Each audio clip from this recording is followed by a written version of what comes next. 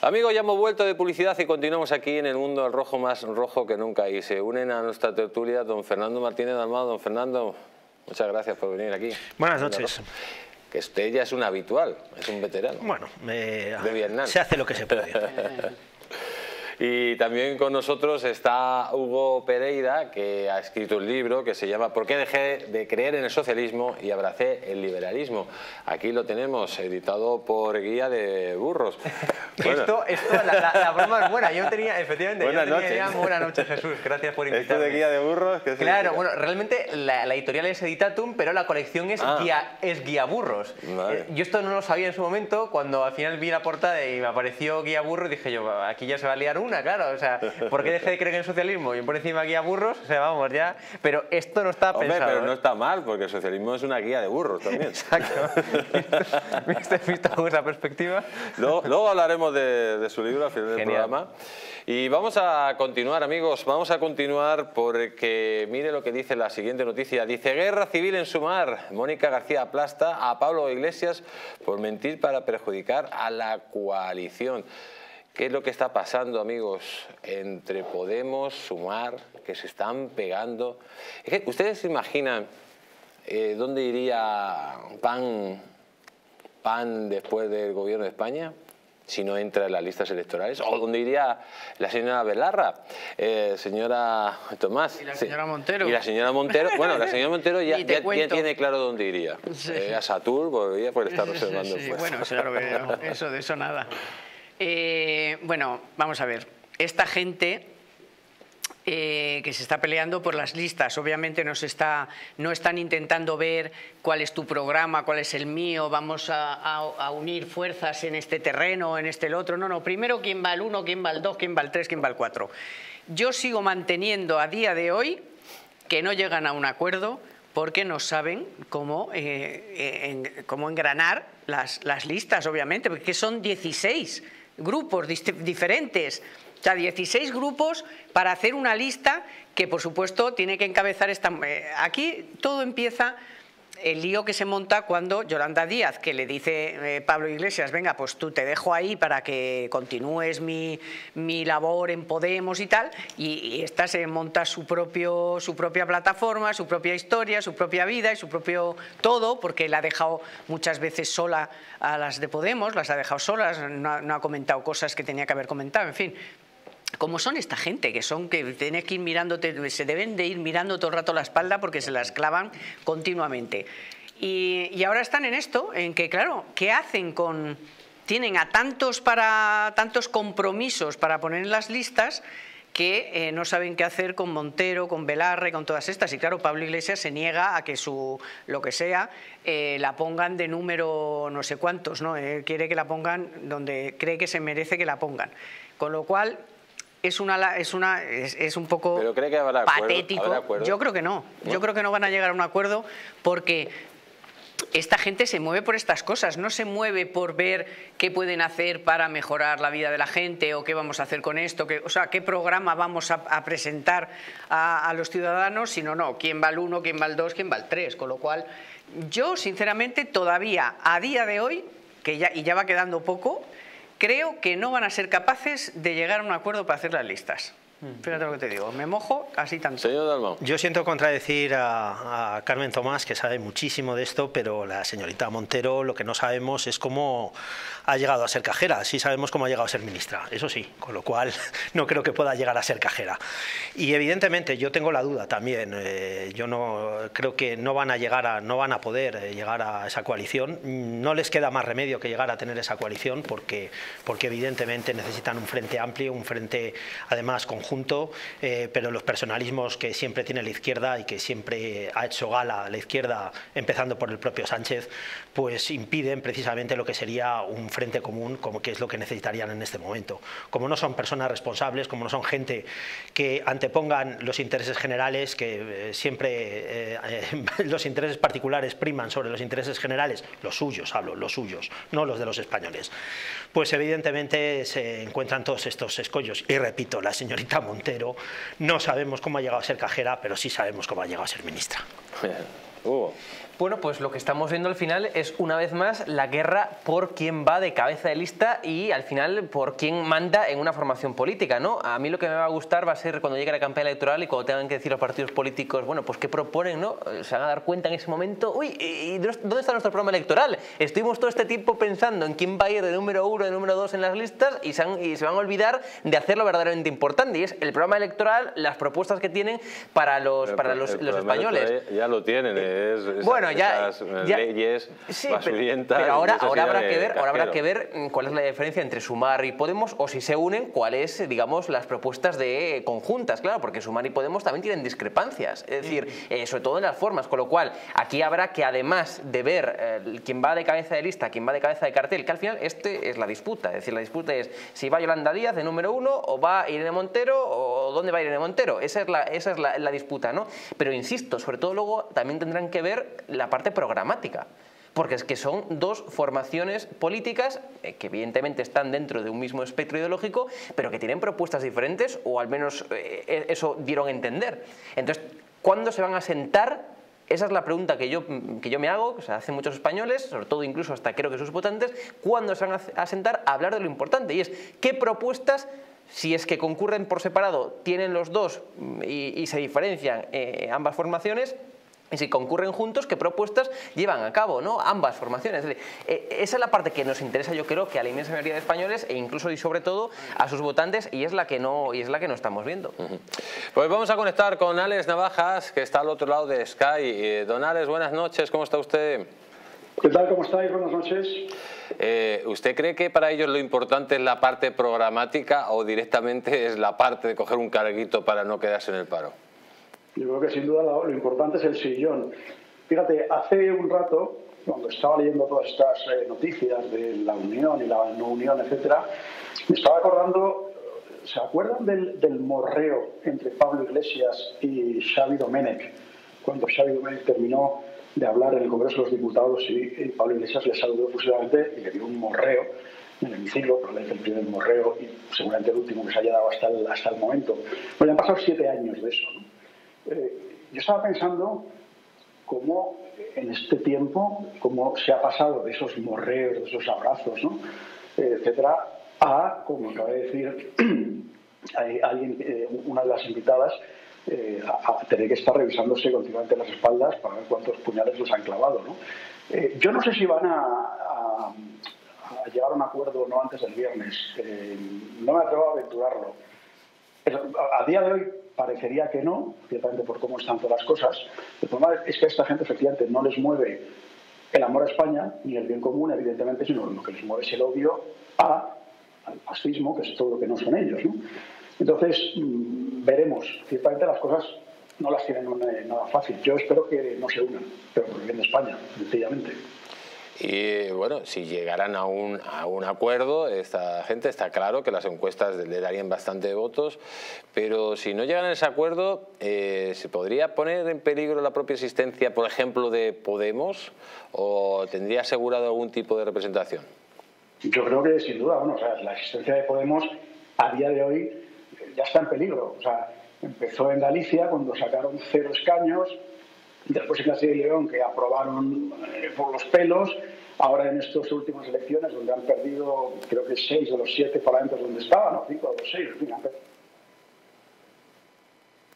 Parece que hemos perdido la... A ver... parece que hemos perdido la conexión, no sé si se está oyendo. ¿Sí, me oís? Sí, te oímos. Puedes continuar, se había ido el sonido. Sí, entonces digo que Podemos ya ha perdido mucho. Entonces, realmente la única opción que le queda, evidentemente, es unirse a Sumar. Y además yo creo que las bases lo están pidiendo. Lo que pasa es que yo estaba viendo precisamente hace un rato una tertulia donde todos los contertulios eran de izquierdas, y una de ellas decía una cosa que me parecía muy interesante. Decía, es que aunque logren unirse, aunque logren sumar, todo el mundo sabe que es una unión basada en la mentira. O sea, es decir, no es que se haya puesto de acuerdo y tal, no, es que es que o nos unimos o nos hundimos, ¿no? Entonces, yo creo que está bastante claro que la brecha está ahí, que aunque concurrieran a las elecciones generales unidas unidas estas dos plataformas, estos dos partidos, bueno, no se lo creería a nadie, ¿no? Y luego, de todas formas, fíjate, yo lo estaba pensando antes también, el tema de Sumar, ¿no? Sumar hasta ahora ha conseguido de todo menos sumar, porque el principal partido de la izquierda, el PSOE, no está en Sumar. El segundo partido de la izquierda, que sigue siendo todavía Podemos, tampoco está en Sumar. Entonces, en fin, yo no sé, la señora Yolanda Díaz, que venía con esa especie de luz, ¿no?, de celestial, de que iba a unir a todas las izquierdas, que todos los dos principales partidos de izquierdas todavía no los han conseguido reunir. Y luego Podemos, que empezó siendo Podemos, luego fue Unidas Podemos, o sea, es que hasta en el propio nombre mienten, porque una ni suma y la otra tampoco une. En fin, esto es la realidad. Exactamente, Alex. Pues muchísimas gracias por haber estado aquí en el Mundo al Rojo esta noche y recibe como siempre un gran abrazo. Un fuerte abrazo para todos. Buenas noches. Pues lo han escuchado ustedes perfectamente a don Alex Navajas. Es que ni suman ni unen directamente, pero ojo, quien sí está unido a Sumar y como una auténtica garrapata son los sindicatos. Miren lo que dice esta noticia. UGT y comisiones obreras irrumpen en campaña con loas a Yolanda y pidiendo unidad en Sumar. Señor Dalmau, de nuevo los sindicatos de clase, esos sindicatos anacrónicos del siglo XIX que no tendrían que existir, porque los sindicatos no tienen que ser de clases, tendrían que ser unos sindicatos que defiendan al ciudadano, que no estuvieran financiados por el gobierno, porque lógicamente de alguna forma se están condicionados o con los presupuestos públicos, de nuevo se unen a Sumar. Claro, al final son sindicatos que dependen de partidos políticos. Porque son sindicatos demagógicos, no son sindicatos que defiendan al trabajador ni al puesto de trabajo, que es lo más importante, defender el puesto de trabajo, porque de esa manera defendemos al trabajador. Evidentemente el sindicalismo moderno tiende pues a que sea dentro de la propia empresa, porque son los primeros interesados. Los convenios sectoriales, todo lo que mejoren los convenios sectoriales, hay libertad absoluta para poder pactar, y en épocas de crisis en España también se ha podido pactar por debajo de los convenios, porque en esos momentos era necesario. Con lo cual estos sindicatos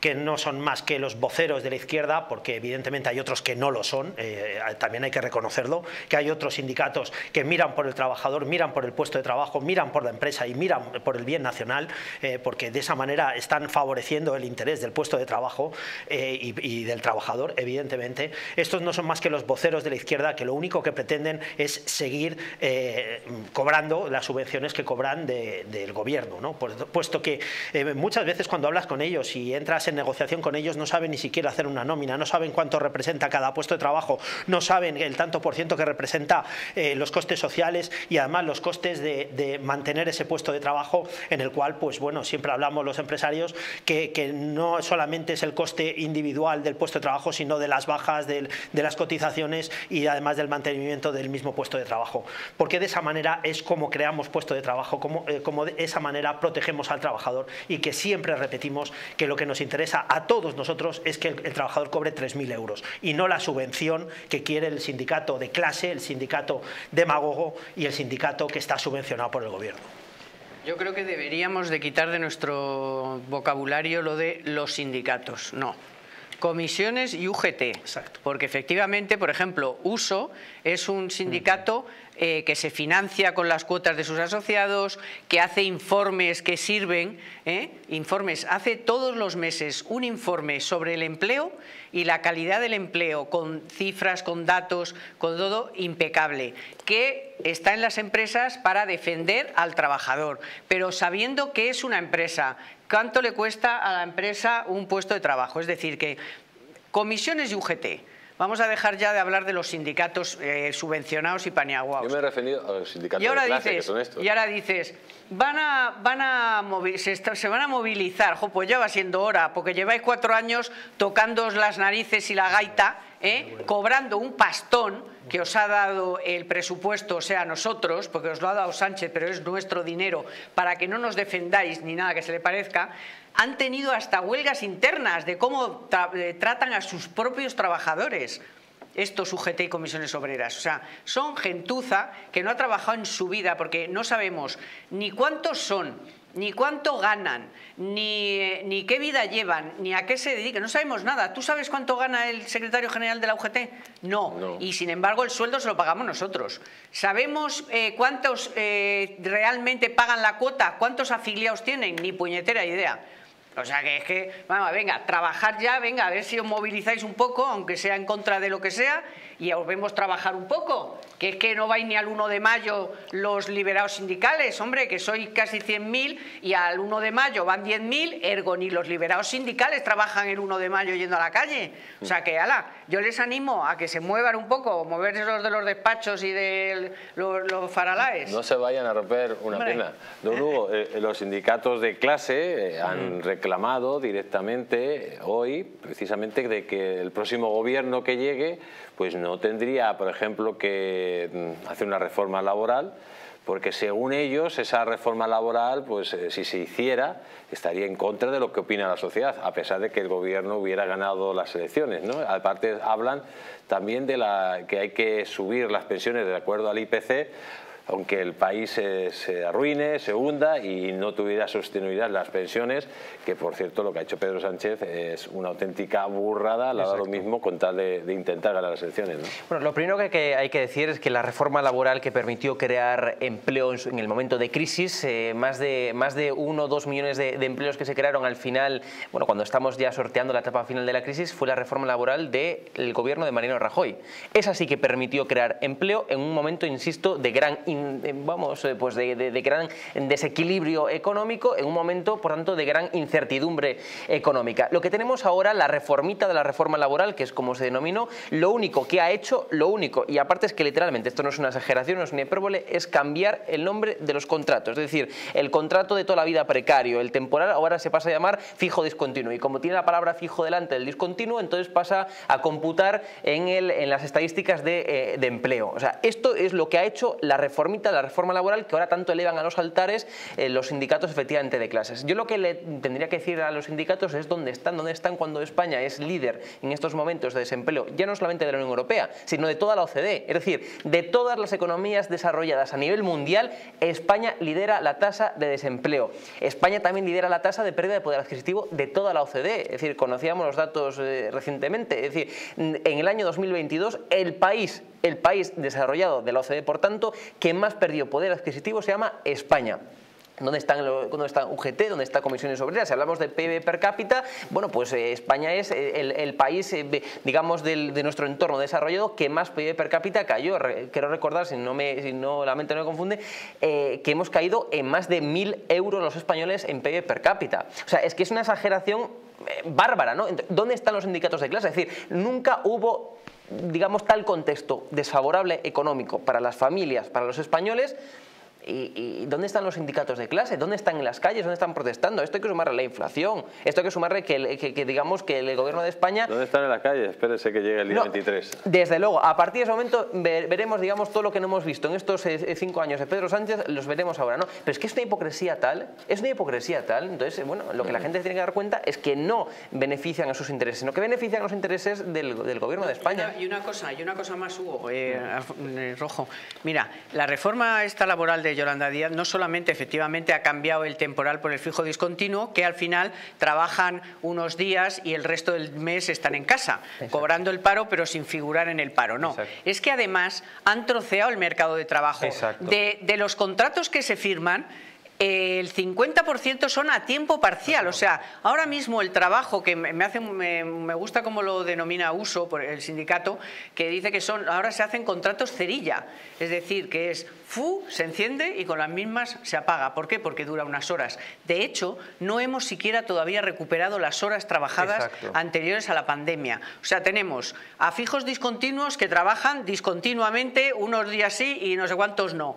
Tenemos la gente trabajando a tiempo parcial, o sea, el trabajo troceado, en vez de un contrato ahora te hacen 3, y encima no hemos recuperado las horas trabajadas. O sea, el desastre de la reforma laboral de Yolanda Díaz y de estos que ahora paniaguaos que dicen que es una maravilla, es un puñetero desastre. Ha troceado el mercado laboral, ha hecho que no se pueda hacer un contrato por una obra determinada. O O sea, cosas alucinantes que han llevado a ¿qué? Pues a que tenemos muchos cotizantes, pero resulta que luego no están trabajando, que no están trabajando ni una jornada laboral, o sea, mini job, tanto que era el mini job de Alemania, qué horror, eso es malísimo, eso es precariedad total. Bueno, pues eso es lo que ha conseguido Yolanda Díaz, los mini jobs. Además, aquí tenemos un dato que es muy importante. Con 1 millón más de contratos de fijos discontinuos,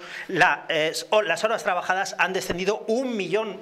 Repito la cifra, 1 millón menos en productividad, con lo cual nos da a entender que estos contratos no valen absolutamente para nada, como muy bien decías, Carmen. Pero la segunda parte de todo esto es que además incrementan a través del mecanismo de equidad intergeneracional y a través de otros impuestos, gravan todavía más la creación de puestos de trabajo, y además lo que hacen es gravar muchísimo más a través de las tablas del IRPF, tanto autónomos como a empresarios, y además de todo esto incrementan todavía más los costes, como pueden ser los impuestos de actividades los IAE de actividades de las empresas, con lo cual no están creando ni siquiera los puestos de trabajo, ni siquiera manteniendo, lo están destruyendo, están ralentizando la creación de puestos de trabajo para subvencionar, eso sí, la contratación por parte del Estado de cerca de 300 o 500.000, que ya no sabemos cuál es la cifra de contratos en precario, repito, en precario, porque ni siquiera son fijos, sino que son fijos discontinuos por parte del Estado. No, y rápidamente, en relación con lo que decía antes Carmen, es que ya no solamente es la tasa de desempleo que, como decía, está por las nubes, sino que también es que tenemos un gran problema de productividad en España, claro, que está muy relacionado evidentemente con las horas trabajadas, que ahora mismo se están trabajando menos horas, y esto es un indicador claro, ¿no?, para demostrar que nuestro mercado laboral, nuestro mercado de trabajo, por mucho que diga el gobierno, digamos, no está no es para aplaudir, sino que es todo lo contrario. Y luego además cabe destacar, y concluyo, el empleo público, eso es lo que está en récord, es decir, lo que más se ha creado en estos últimos tiempos es el empleo público, y efectivamente el empresario que más empleo público precario digamos crea en España se llama Pedro Sánchez Pérez Castejón. Pero es que además es la administración pública, es donde están los contratos más precarios. No, pero perdona, es que han contratado a empleados públicos que dices, pero vamos a ver, si el SEPE no funciona, la Seguridad Social no funciona, Correos no funciona, ¿dónde están esos empleados públicos? O sea, resulta que en la atención primaria, si no están en sanidad, no están en educación, que están protestando porque son pocos, si no están en el SEPE, no están en la Seguridad Social, ¿dónde están todos los empleados públicos que han contratado? Pues ese es el misterio. ¿Dónde están los empleados públicos? Porque si ustedes van a Hacienda, pues no los encuentran, si van a la Seguridad Social tampoco, si van al registro tampoco. Y si van directamente a los juzgados, pues eso ya sí que es un misterio por resolver. ¿Dónde están los funcionarios públicos? Vamos a continuar, amigos, y vamos a continuar con esta noticia que dice que el órdago de Olona a Marlaska, tras registrar su partido a las generales, decía que iba a incendiar el Ministerio del Interior, que lo registraba o se lo incendiaba. Pero miren lo que dice esta otra noticia. Dice, Olona cada día más desquiciada. Dice que está dispuesta a investir a Sánchez aunque Interior no le inscribiera a su partido por defecto de forma. Señor Dalmau, ¿qué opina usted primero del partido de Olona? Es el momento de lanzar su partido. Segundo, también de cómo Marlaska pues le ha tocado un poco la fibra, incluso le ha amenazado que se iba a querellar contra él. Y luego estos giros que hace Olona, ¿no? Desde este punto de vista, que el otro día en Radio Televisión Española decía que ella estaba a favor de un referéndum entre república y monarquía, que ayer lo estuvimos hablando con el señor Bermejo, pero incluso que si no le registraron el partido, que iba a apoyar que Sánchez fuera presidente. ¿Cómo se puede pasar de ser el terror de la izquierda, como era Olona, que era pues un referente en un partido conservador como es Vox, a estos postulados que le hacen un poco descafeinarse, ¿no? Yo lo primero que tengo que decir que el tema del referéndum, estemos de acuerdo en la postura que estemos de acuerdo, sería un referéndum ilegal, puesto que la Constitución ya determina cuál es el modelo de Estado que nos hemos dado los españoles, lo primero de todo, y tendríamos que cambiar la Constitución, con lo cual tendríamos que ir a una disolución. La señorita Olona esto lo tendría que saber muy bien, puesto que es abogada del Estado y entendería como yo en cuestiones jurídicas y en cuestiones sobre todo de derecho constitucional. Pero dicho todo esto, a mí lo que me preocupa es la utilización de su figura, de su figura o de cualquier tipo de partido político para dividir precisamente el frente anti-Sánchez, que es el que verdaderamente tiene que triunfar en las próximas elecciones. Esto no va de más derechita o menos derechita, o si hay que pactar o hay que hacer un referéndum a favor de la República o de la monarquía, que repito que es inconsistente jurídico y que además no tiene objeto social ninguno, sino un frente anti-Sánchez, anti esta gente, porque repito, el cáncer que tenemos en este momento es el separatismo, es la izquierda y es todo lo que está destruyendo España. Repito, no se puede pactar con ellos, no se puede darles la razón y tenemos que ir todos juntos contra este frente común que quieren en este momento levantar contra los españoles, que están acabando precisamente contra nuestros derechos y libertades fundamentales. La señorita Olona lo debería de saber muy bien. La Constitución protege a los españoles en cuanto a derechos y libertades fundamentales y se está yendo repetidamente y subjetivamente directamente contra estos derechos. No pongo más que el ejemplo cuando nos metieron en casa de una forma obligada y cómo se declaró inconstitucional precisamente eso mismo. El principal, digamos, bastión o la principal característica que debe tener un político se llama credibilidad. O sea, sea de la ideología que sea, de derecha, de izquierda o medio pensionista, es decir, lo que tiene que tener un político es credibilidad. Y lo que está haciendo Macarena Olona es perder todo tipo de credibilidad. Y ese es un problema muy grave, porque la credibilidad, si se pierde, luego es extremadamente difícil de conseguir. Entonces, tenga la ideología que tenga ahora mismo Macarena Olona, es decir, se haya convertido ahora al socialismo o esté en el centro medio, como dice ella, o sigue estando a la derecha, ya no se sabe, ¿no?, en qué ideología está. Pero lo que es más preocupante, o debería ser más preocupante para ella, es que está perdiendo todo tipo de credibilidad. Y eso va a ser dramático. Uno, ya se va a denotar, ya se va a ver en campaña electoral cuando no consiga llenar, porque ella yo creo que tiene... En su momento había encuestas que le daban hasta 11 escaños. Sí, sí, bueno, pero porque en ese momento tenía más credibilidad que ahora. Es decir, es que está ahora mismo en caída libre, en credibilidad. Y es que eso, digamos, esa característica tiene que ser la clave de cualquier político, insisto, sea de la ideología que sea. Entonces, se está cargando todo tipo de credibilidad Macarena Olona. Entonces, vamos a ver en campaña electoral que no va a conseguir llenar, digamos, esos mítines como ella cree que tiene. O sea, ella considera a día de hoy, porque esto me lo han contado personas que han hablado con ella directamente, yo no he hablado con ella más que una vez recientemente, pero me dicen que ella está convencida que tiene capacidad de movilización. O sea, ella está convencida que tiene una legión de fans que le van a ir a sus mítines. Y yo estoy completamente convencido de que no. Y hay un problema gravísimo también, otro más. Esto lo alertaba ya Nicolás de Maquiavelo en El Príncipe. Decía, lo más que se tiene que apartar un nuevo gobernante, son de los aduladores. Estoy convencido que tiene una cantidad ingente de aduladores, Macarena Olona, que le dicen, uy, qué bien lo haces, uy, que lo estás haciendo genial, eres una crack, Macarena, continúa así. Todos los políticos se tienen que apartar de los aduladores. Lo más importante es que le digan qué está haciendo mal. Y estoy convencido que no tiene a nadie, Macarena Olona, que le diga lo que está haciendo mal. Y eso tendría que ser la clave, insisto, del éxito de cualquier partido político. Para empezar, que antes hablábamos de Dolores Delgado, que también, pobre, le dolía todo el cuerpo y se iba a ir de la política, ya no quería saber nada y tal, y ahora está peleándose por... Macarena Olona lo mismo. Pero vamos a ver, esta mujer no nos dijo que se iba de la política y que volvía a ser abogado del Estado. Exacto. O sea, ¿pero qué me estás contando ahora? Claro. Montando este show. Y luego, segunda cosa que me sorprende de Macarena Olona. Yo que la tenía, y creo que lo seguirá siendo, una tía jurídicamente de 10 y tal. O sea, que usted ¿cómo no, ha cometido usted no va a votar a Macarena Pero Olona. ¿cómo? Yo no, porque yo no es que no sé qué piensa, no sé qué ofrece, no sé qué nada. Creo que es un faranduleo. Pero yo, no, ahora en serio, o sea, a mí, yo la defendí mucho cuando hacía buenos informes jurídicos y gracias a ella salieron muchas cosas. Entonces, me ha sorprendido mucho que haya sido incapaz de hacer un buen informe sobre su propio partido, que se lo hayan tirado en Interior. O sea, no entiendo nada, ya, ha perdido el oremus total.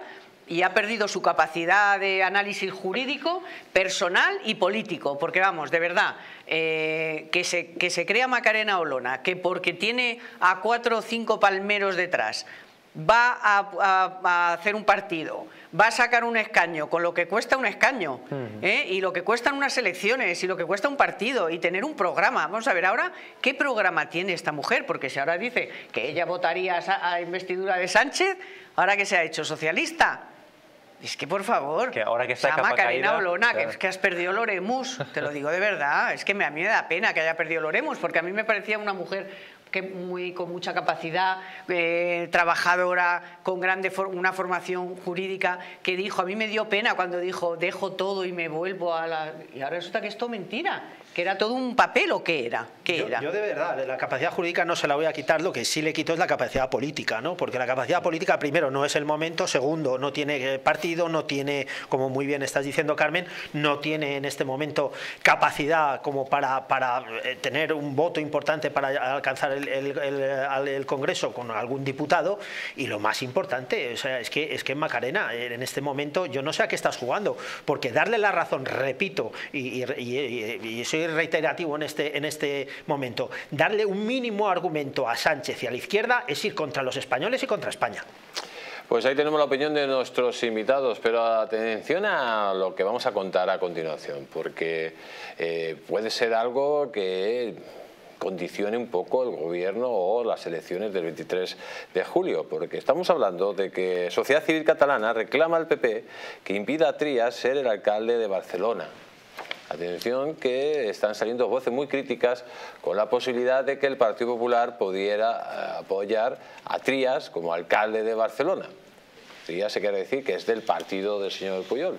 Señor Dalmau, ¿qué opina usted? Bueno, yo lo que tengo que decir es que... Usted que es de Barcelona, además. Sí, soy de Barcelona y además soy catalán, o sea, español, catalán, ¿no? Bueno, si es de Barcelona es catalán. Por supuesto, como los vascos, son los primeros españoles además. Y además hay que decir que es falso lo que están diciendo, porque no lo ha dicho el dirigente del Partido Popular, esto no lo ha dicho nunca, o sea, esto para empezar a hablar, ¿no? Y evidentemente tenemos, vuelvo a repetir, el hecho, ¿no? Darle un argumento a los separatistas para que gobierne una ciudad, da igual que sea Colau, da igual que sea Collboni o que sea Trias, ¿no? En este caso no sé cuál es mejor en esto, ¿no? Esto es cuando se decía antes que había división de opiniones, y la división de opiniones es que unos se acordaban de su padre y otros se acordaban de su madre. Pues en este caso hay división de opiniones con Collboni, Trias y Colau. Unos nos acordamos de su padre y otros nos acordamos de su madre. Entonces, lo primero que hay que decir que desde el Partido Popular no se ha dicho eso, que no le van a dar bajo ningún concepto el voto ni a Trias, ni a Collboni, ni a Colau, porque son el separatismo. Entonces, ¿dónde ha salido esta información? Es que es mentira, esto lo ha dicho el Partido Socialista. Porque ha salido también Pachi López hablando de ahí salió criticando, digamos, la situación. Lo ha desmentido el propio Partido Popular, porque ¿cómo le va a dar el voto a quién? ¿A Collboni, a Trias, a Colau? O sea, es que es imposible, porque además ya lo han vivido, o sea, han vivido en las elecciones que fueron del 15 o del 17, claro, es el independentismo que luego pactan entre ellos. Vestidos de distintas formas. Uno es Colau, el otro muy bien vestido, Trias, muy elegante, entonces, pero independentista. ¿Por qué Sociedad Civil le reclama eso al Partido Popular? Pues yo qué sé, porque chicos, estamos en campaña electoral pero y cada todo el mundo pues le habrá llegado, pero le habrá llegado una intoxicación, como sí, te es una llega. intoxicación del Vamos a Partido ver, es Socialista. que ahora mismo te llegan intoxicaciones. Bueno, ahora mismo el periodismo y cualquiera tiene que hacer un lavado de cerebro todos los días para descifrar qué te están vendiendo, qué moto te están vendiendo, y de lo que te están vendiendo que es verdad que es mentira. Exacto. Y quitar toda la paja. Es que esta tarde ha salido a desmentirlo el Partido Popular de Barcelona. Pues claro, es que todos los días nos van a intoxicar a todas horas.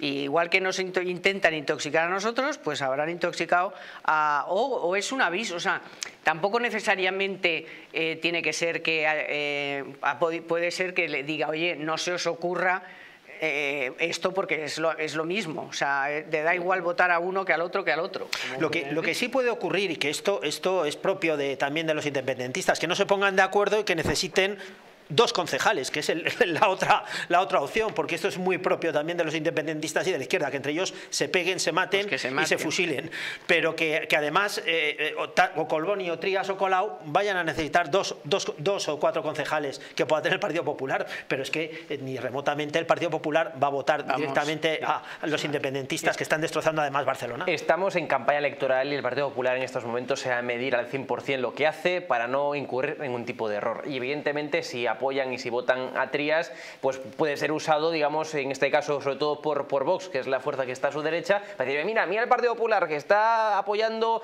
a los independentistas o a los que más o menos son independentistas. Entonces, insisto, en campaña electoral no se van a permitir ningún tipo de error. Y eso sería, desde luego, pues yo creo que si eso llegara a ocurrir, que insisto, está más que desmentido y no va a ocurrir, pero si llegara a ocurrir, yo creo que sería un error máxime en campaña electoral, puesto que sería algo difícilmente vendible por parte del Partido Popular. Con lo cual, vamos, intoxicaciones, como decía Carmen Tomás, las tenemos los periodistas a diario. Y es más, prácticamente toda la información que nos llega son intoxicaciones. Lo que hay que hacer es discernir dentro de la intoxicación lo que es verdad, ¿no?, a la hora de publicar eso y tener todo atado. Digamos, está al orden del día, ¿no?, este tipo de circunstancias. Pues vamos a seguir, amigos, vamos a seguir porque los sueldos que cobran algunos periodistas en Televisión Española son bastante indecentes. Mire lo que dice la siguiente noticia, dice: Televisión Española revela más sueldos de sus presentadores. Esto es lo que cobra Julia Otero, Ana Morgades y Sardá. Dice: Radio Televisión Española desvela cuánto pagan por programa a algunos de sus presentadores y colaboradores, y hay grandes diferencias. Por ejemplo, Ana Morgades presentó un único programa de Vamos a Llevarnos Bien, el espacio que volverá a Televisión Española con Lorena Castell como presentadora. El estreno en la 1 fue un fracaso y Morgades se lo tomó con humor en las redes sociales. Hemos hecho menos audiencia que el teletexto, comentó en sus redes sociales para anunciar que no iba a seguir en el programa. Por esa única entrega de Vamos a Llevarnos Bien, atención, esta señora cobró 20.000 euros por programa. Ahí la tenemos. El suyo es uno de los sueldos de presentadores de Televisión Española desvelados por Público tras una consulta al portal de transparencia de Radio Televisión Española. Esos 20.000 euros por programa son los que ha ganado también Juan y Medio por presentar dúos increíbles en la 1. Increíbles son también los 25.000 euros por programa que se ha embolsado Julia Otero por presentar días de tele y fracasar en audiencia. Y sin ser presentadora, Carolina Iglesias, colaboradora del programa, se llevaba 5.000 euros por cada entrega. Tampoco funcionó en audiencia Brigada Terç, por el que Luján Argüelles cobraba 15.000 euros por programa, ni La Gran Confusión, que reportaba 7.000 euros a la semana a su presentador, Javier Sardá. También acabó ya la presencia en la parrilla de la programación de Televisión Española de un formato como Maestros de la Costura, en el que Lorenzo Caprile ganaba 7.500 euros a la semana y su presentadora Raquel Sánchez Silva 7.200. En el mismo periodo de tiempo, María Scott y Palomo Spain recibían cada uno 6.000 euros por programa. Bueno, podría seguir aquí, amigos, pues contando los sueldos estratosféricos que tienen los presentadores de Radio Televisión Española. Por cierto, una Radio Televisión Española que tiene una deuda increíble, pero claro, que tiran con pólvora del rey, señor Dalmau. Bueno, yo no me opongo a que tenga la gente sueldos estratosféricos, o sea, pero no públicos. Evidentemente, pero evidentemente si efectivamente es que va conforme a los resultados. Muchas veces ponemos el ejemplo de muchos futbolistas, sí, pero ¿cuántas camisetas vende?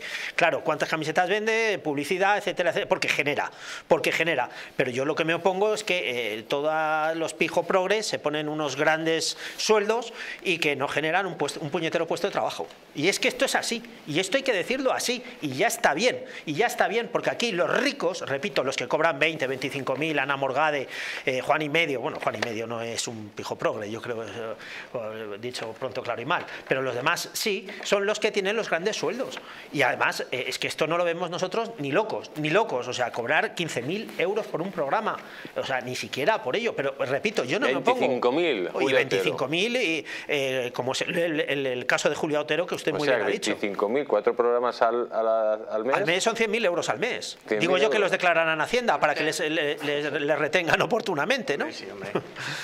Para no tener audiencia, que se supone que, claro, en fin, tiene que ir parejo, ¿no? Un poco, que es un sueldo que se sale totalmente de... Aunque tuviera ese programa, tuviera audiencia, claro, es que no se merecen 25.000 euros por semana. O sea, eso ni Julia Otero ni nadie. O sea, tú tienes un programa... Es una barbaridad. Es una barbaridad. Y además es una barbaridad de dinero público, que es una empresa que tiene un agujero del demonio, que son cientos de personas ahí que no hacen absolutamente nada. Yo he trabajado ahí ya 3 veces y me lo sé de memoria. Ahí están los funcionarios públicos, los contratados públicos. Que van a estar ahí los ciento y pico, bueno, alguno varios cientos de... Alguno habrá caído, claro, para formar equipo, porque cada uno que llega forma su equipo. Pero ahí hay gente Porque luego encima estos programas los hacen productoras. Exacto. Que luego es otra cantidad encima la gente de Televisión Española está mano sobre mano y no hace los programas. O sea que es que encima contratan a productoras para hacer los programas, porque no solo enriquecen a sus amigos presentadores, no, es que también enriquecen a sus amigos productores. Porque eso lo he vivido yo en Televisión Española, o sea, estar mano sobre mano todo el mundo, y toda la parrilla la hacían los amigos de los que estaban entonces dirigiendo. ¿Cuáles son las productoras principales que contratan con Televisión Española? Bueno, pues las 4 o 5 que curran, pues son la Globomedia, la tal, todas las mismas, digamos, las habituales. Las de siempre. Las habituales. Esas hacen toda la programación, y si no, se la crean para determinado programa y se lleva todo. Eso sí, utilizan lo que es más así, la maquillaje, las instalaciones y todo eso lo pone Televisión Española. Y ellos no ponen nada más que cobrar. El cazo. Y la amiga o el amigo o la que ponen ahí, que creen que va a tener audiencia, que ya no la tienen. Y es que además Julia Otero ya demostró no hace tanto que no tiene, que ya no, o sea, que en televisión no funciona, pero es igual. Son 100.000 euros al mes.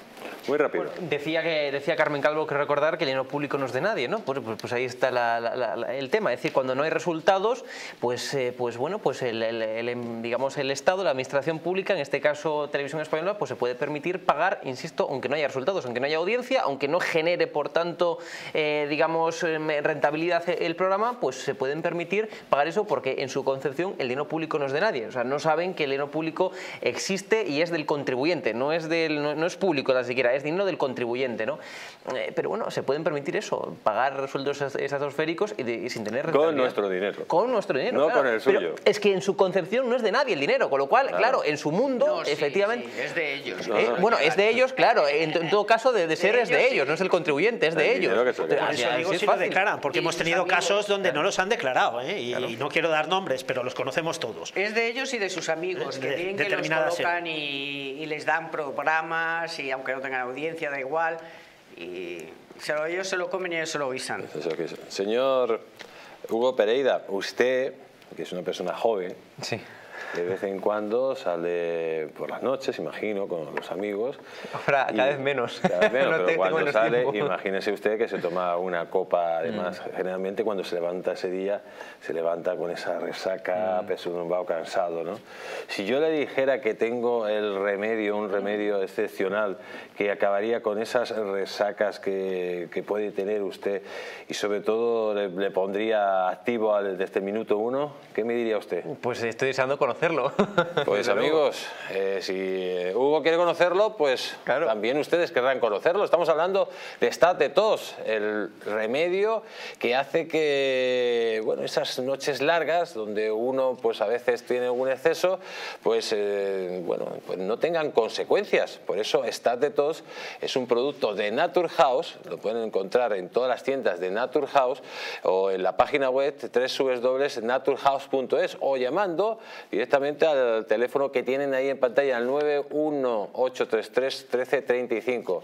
Estate Tos, amigos. No pasen un mal día por no tenerlo en casa. Nos vamos a publicidad, pero no se vayan porque volvemos. Atención con esta bueno, situación que se está viviendo con los pactos políticos, y atención que Vox está ya muy cansado de este juego que según ellos está teniendo el Partido Popular. Lo vamos a ver todo esto después de la publicidad.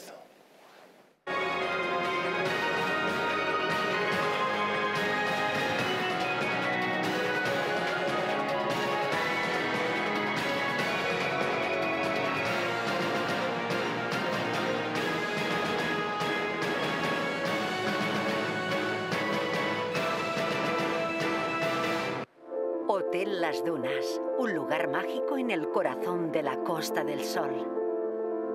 En primera línea de mar, situado en un oasis de armonía, tranquilidad, enfocado en la salud y bienestar de nuestros huéspedes. Desconecta del estrés y la monotonía del día a día.